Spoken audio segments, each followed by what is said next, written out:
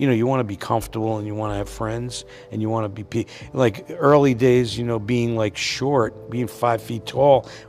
You know Danny Devito, the funny little guy from Taxi, the penguin from Batman, the crazy Frank from It's Always Sunny. But what if I told you that behind all those laughs, there's a story so heartbreaking it will change how you see him forever? Danny just turned 80 years old, and the truth about his life is finally coming out. A truth he's been hiding for decades. A truth about pain, rejection, and suffering that most people could never imagine. Today, we're going to tell you the real story of Danny Devito. And I promise you, by the end of this video, you'll never look at him the same way again. Let's start at the beginning. Danny Devito was born in 1944 in Neptune, New Jersey. But from the very first day of his life, he wasn't wanted. His mother, Julia, was already 40 years old and had raised several other children. She was tired. She was done. And when Danny came along, she made it clear that she didn't want him. Can you imagine being told by your own mother that you weren't wanted? Years later, Julia would admit it openly to reporters. She said, "I didn't want him, but I'm so proud of him." Those words might sound nice at the end, but think about what that confession must have done to a young boy. Danny carried that feeling of rejection like a heavy weight on his shoulders for his entire childhood. But his mother's rejection was just the beginning of his problems. At home, life was like walking on eggshells every single day. Danny's father, Daniel Sr., seemed like two completely different people. During the day, he was kind and gentle. He owned a candy shop in Asbury Park, and everyone in the neighborhood liked him. But when the sun went down and the alcohol came out, he became someone else entirely. Danny learned to read the warning signs. The sound of bottles clinking. The way his father's footsteps changed from normal to heavy and angry. When those signs appeared, Danny knew he had to hide. Sometimes he would squeeze into closets and hold his breath, praying his father wouldn't find him. Other times, he would run to the neighbors' houses and beg them to let him stay until things calmed down.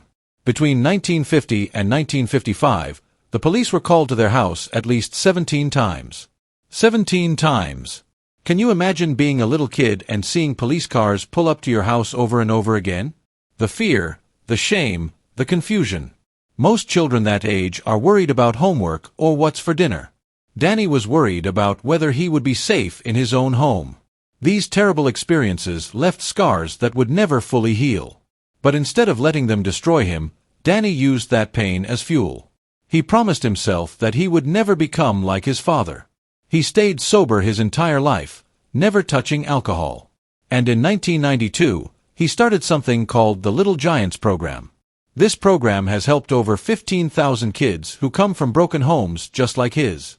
He wanted to make sure other children wouldn't have to suffer the way he did.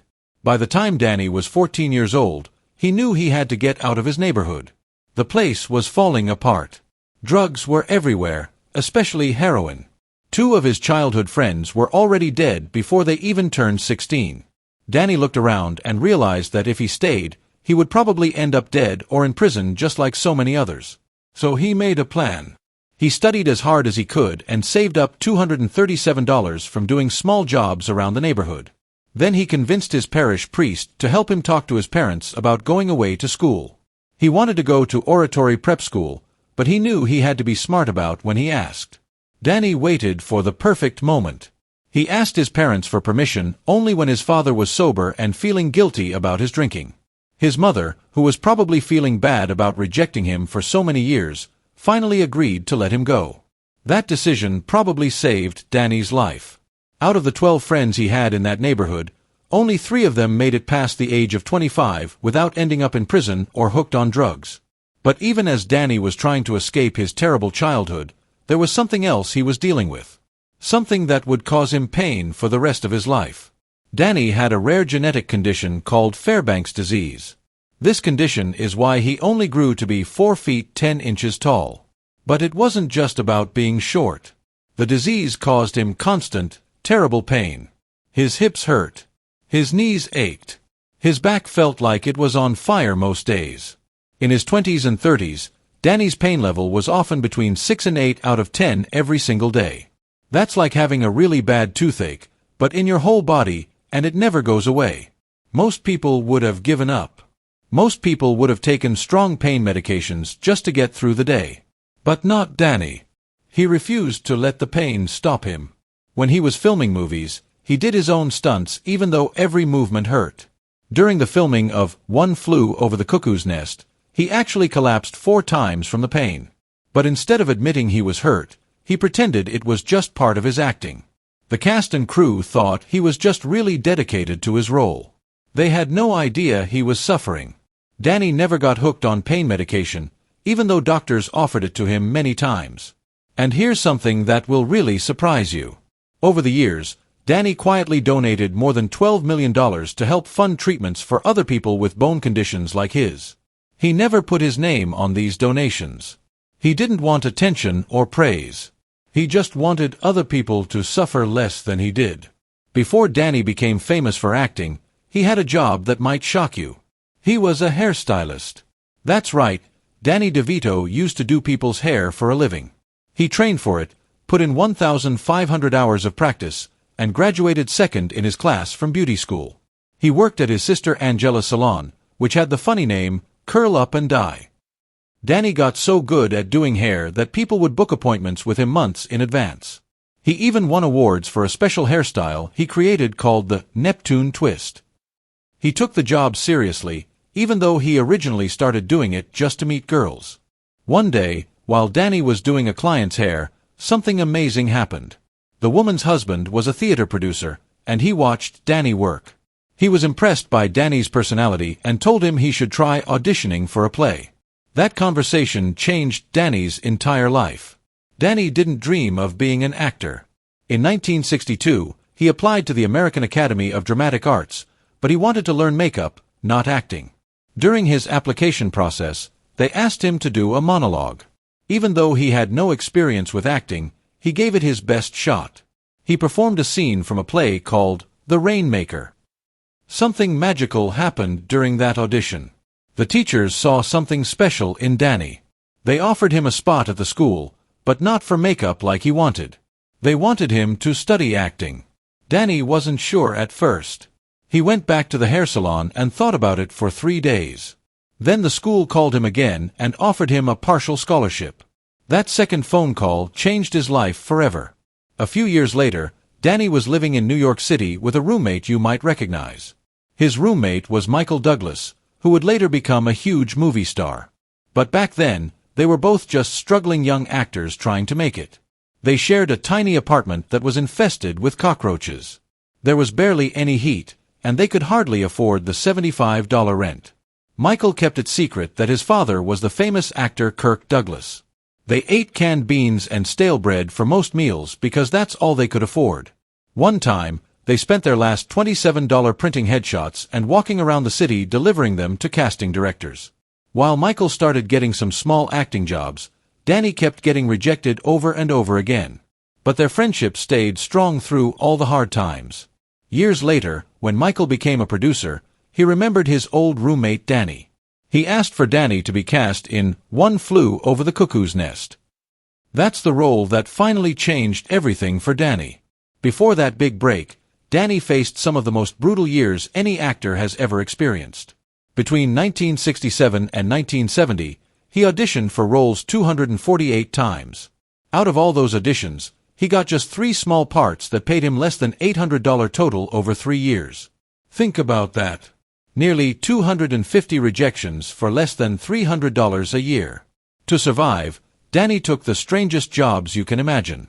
He parked cars for rich people. He stood perfectly still like a mannequin in clothing store windows. He even cleaned monkey and chimpanzee cages at the Los Angeles Zoo for $1.85 an hour. To keep his acting skills sharp, he would practice reading lines to the chimps. They were probably better listeners than most directors he met. For a while, Danny was so broke that he lived in his old Volkswagen Beetle car.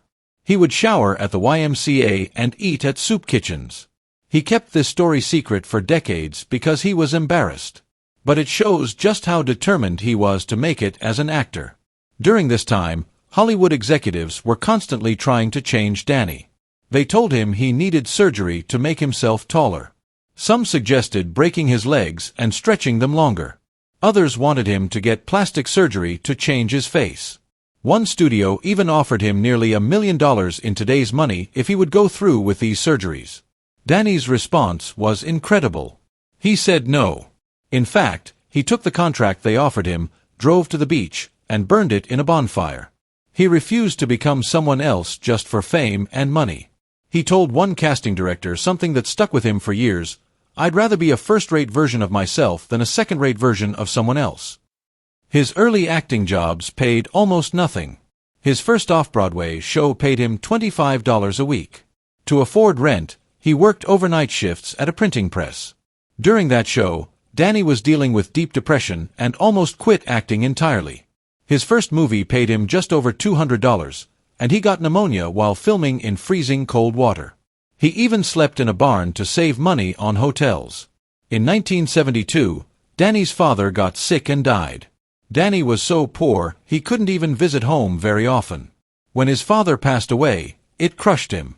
He was so depressed and broke that he applied for a job working for the Postal Service. He was seriously thinking about giving up on acting forever. But then, on the exact same day he got the letter offering him the postal job, his phone rang. It was about an audition for One Flew Over the Cuckoo's Nest. That phone call changed everything. All the pain, all the poverty, all the rejections had led to this one chance, and Danny took it. Here's the amazing part. His old roommate Michael Douglas just happened to be the producer of the movie. Even more incredible, Danny had already played the same character, Martini, in a stage version of the story years earlier. So when the casting team wasn't sure about him, Danny was already perfectly prepared. The movie was filmed inside a real mental hospital, and they even used real patients as extras. This intense setting helped Danny bring something raw and real to his performance. He was only on screen for 5 minutes and 52 seconds, but he left a huge impression. The director, Milos Forman, believed in Danny even when the studio wanted a bigger-name actor. The film went on to win 5 major Academy Awards. While Danny didn't get nominated, he was finally on Hollywood's radar. People were starting to notice him. Then in 1978, Danny made a choice that everyone thought was crazy. He gave up 3 movie roles to audition for a TV sitcom called Taxi. His own agent told him not to do it. Everyone in Hollywood said that switching from movies to television was career suicide. But Danny trusted his instincts. When he read the script for Taxi, he knew he had to play the character Louis De Palma. During his audition, he didn't just read the lines. He performed a full 7-minute monologue that left everyone in the room completely stunned. The TV network, ABC, was nervous about casting someone who was only 4 feet 10 inches tall. But the show's creator, James L. Brooks, believed in Danny so much that he threatened to quit if they didn't hire him. Danny was so excited about the opportunity that he didn't even try to negotiate for more money. He signed the contract right away, even though it paid 40% less than what other actors on the show were making. And just like that, everything changed. Before Taxi, Danny had been rejected from nearly 200 auditions in just 3 years. Casting directors kept telling him he was too short, too strange-looking, too different. But once the show started airing, he became a sensation almost overnight. Within just 8 episodes, Danny received more than 11,000 fan letters. That was completely unheard of, especially for a supporting character. Louis De Palma wasn't a nice guy. He was nasty, rude, and mean to everyone. But people loved him anyway. The character was so outrageous that TV censors received between 3 and 5 complaint letters every single episode just because of Louis. But that didn't matter. People couldn't stop watching. Danny would prepare for each scene by sitting alone and quietly thinking about all the people who had ever rejected him in his life. All that anger and pain went straight into his performance, and it worked perfectly. By 1980, 93% of Americans could recognize Louis De Palma just from his voice or silhouette. His little dispatch booth, which was specially built to match Danny's size, became one of the most famous sets in TV history. Then came the awards that shocked everyone. In 1980, Danny won a Golden Globe. A year later, he won an Emmy Award. People couldn't believe it. Louis De Palma wasn't a hero or even a likable character, but audiences couldn't look away from him. The Emmy win was especially sweet because Danny had been ignored during the show's first season. When he finally got his trophy, He gave what became the shortest acceptance speech in Emmy history. He just said 12 words, "Thank you. I'm really happy about this. Taxi is the best show on television." That same year, Las Vegas betting sites had another actor, Jack Albertson, as the favorite to win the Golden Globe. Danny beat him. Behind the scenes, some judges didn't even want to nominate Danny because they thought his character was too awful to reward. But his win changed everything. It proved that audiences could love villains too, and that idea shaped television for decades to come. NBC even tried to steal Danny away from Taxi by offering him $175,000 per episode to do his own show. That was more than 11 times what he was earning on Taxi. But Danny said no. He wanted to stay loyal to his castmates. During all this success, Danny met the love of his life in the most unexpected way. Her name was Rhea Perlman, and she was actually dating Danny's roommate at the time. She came over to their apartment to break up with the roommate, and that's when she met Danny. They talked for 6 hours that night. Danny later said he knew within 22 minutes that he wanted to marry her. A year later, Rhea joined the cast of Taxi to play Louis' girlfriend. The producers didn't even know that Danny and Rhea were dating in real life. Their chemistry was so natural that everyone thought it was just great acting. They secretly moved in together after only 2 weeks, squeezing into Danny's tiny 450-square-foot apartment. Even after they got married in 1982, they kept separate dressing rooms on the set to avoid any appearance of favoritism. What most people don't know is that they were also building a business empire together. In 1983, they quietly started their own production company called Jersey Films. They worked on it at night and on weekends while still filming Taxi. Over the next 40 years, Danny and Rhea worked together on 17 different projects. They even created a rule for themselves. They would never go more than 2 weeks without working on something creative together. When Taxi ended in 1983, Danny did something that most TV actors can't pull off. He successfully made the jump back to movies. That same year, he got a role in Terms of Endearment, which won the Academy Award for Best Picture. In 1984, he stole scenes in Romancing the Stone, which made over $115 million on just a $10 million budget. But it was in 1988 that Danny proved he could be a leading man. The movie was called Twins, and it paired Danny with Arnold Schwarzenegger as long-lost twin brothers. The idea sounded like a joke, but it worked brilliantly. Danny, Arnold, and the director took a huge risk by not taking any money up front. Instead, they agreed to split 40% of the movie's profits. The gamble paid off big time. Twins made $216 million worldwide, which would be over $500 million in today's money. Each of the stars earned between $35 and $40 million from their share of the profits. That movie changed how people saw Danny forever. He was no longer just a weird supporting actor. He was a genuine movie star who could carry a film all by himself. While everyone was watching his acting career take off, Danny was also building something incredible behind the scenes. His production company, Jersey Films, was becoming one of the most powerful independent studios of the 1990s. Danny had an amazing eye for finding great scripts and turning them into successful movies. In 1994, Jersey Films took a huge risk on a wild, strange script that other studios had passed on. That script became Pulp Fiction. Danny's company gave Quentin Tarantino money and office space when no one else believed in the project. The whole budget was just $8 million, but Tarantino promised it would look like a $25 million movie. He kept that promise, and Pulp Fiction became one of the most important movies ever made. In 1996, Danny directed Matilda, based on the book by Roald Dahl.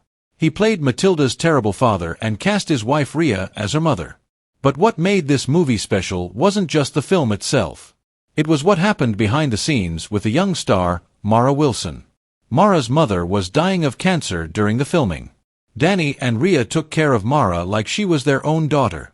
Danny even brought a nearly finished copy of the movie to the hospital so Mara's mother could see it before she passed away. Years later, Mara said that Danny and Rhea felt like her favorite aunt and uncle during one of the worst times in her life. During all this success, Danny was still hiding his painful secret. The Fairbanks disease was getting worse as he got older. He had surgery after surgery, but the pain always came back. Hollywood executives told him to keep quiet about his condition. They said if he looked weak or sick, he would lose work. So Danny kept going, even when it hurt just to stand up. When Danny joined the cast of It's Always Sunny in Philadelphia in 2006, he was 62 years old. The network didn't want him at first because they thought he was too famous for their little show.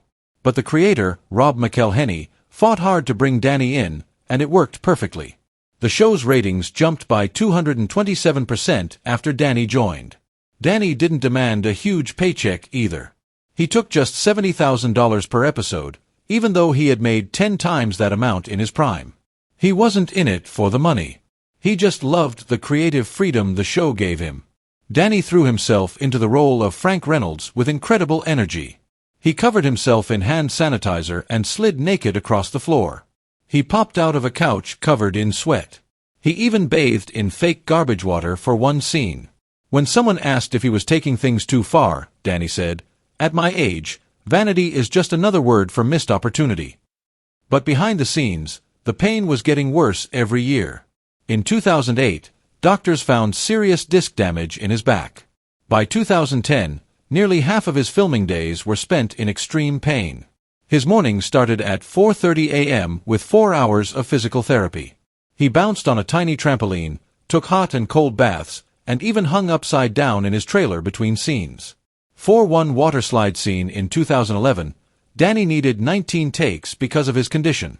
He ended up with broken blood vessels in his eye, but he refused to give up until they got the perfect shot.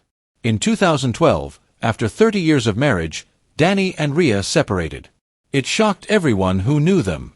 The problems had started in 2011 when Danny was working extremely long days and rumors began spreading about a friendship with a much younger woman on the set. They went to couples therapy for 38 sessions, but they couldn't fix their problems. Then in 2013, people saw them holding hands again.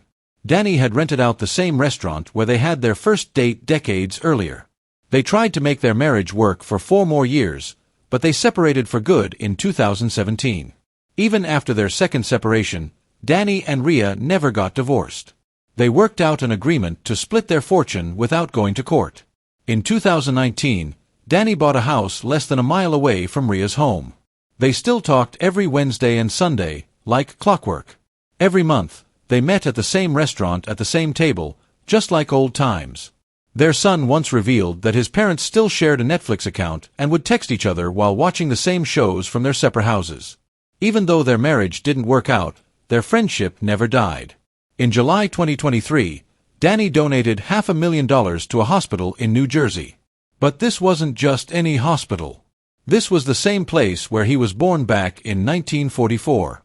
The hospital had been renamed the Jersey Shore University Medical Center, and it had just been ranked among the top 5% of hospitals in the nation for clinical care. Danny's $500,000 donation wasn't a publicity stunt. He genuinely wanted to give back to the place that had helped bring him into the world.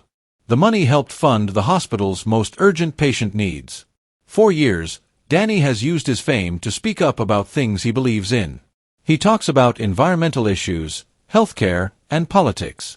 But some people say his honesty has cost him job opportunities. There's no hard proof of this, but rumors have been floating around Hollywood for a while. According to some reports, when Danny began opening up about his physical condition and speaking out for others with disabilities, he was quietly pushed out of certain roles. Some say he started asking tough questions about why Hollywood still only wants actors who look normal. There are even claims that producers pressured him to get experimental treatments to appear more typical. None of this has been confirmed by reliable sources, but it makes you wonder about the real cost of honesty in show business. Danny's support for children's hospitals that treat bone disorders has become a personal mission for him. Living with Fairbanks disease isn't easy. It causes joint pain, stiffness, and early arthritis. Danny kept this condition hidden for years, pushing through the pain as he continued acting, directing, and producing movies.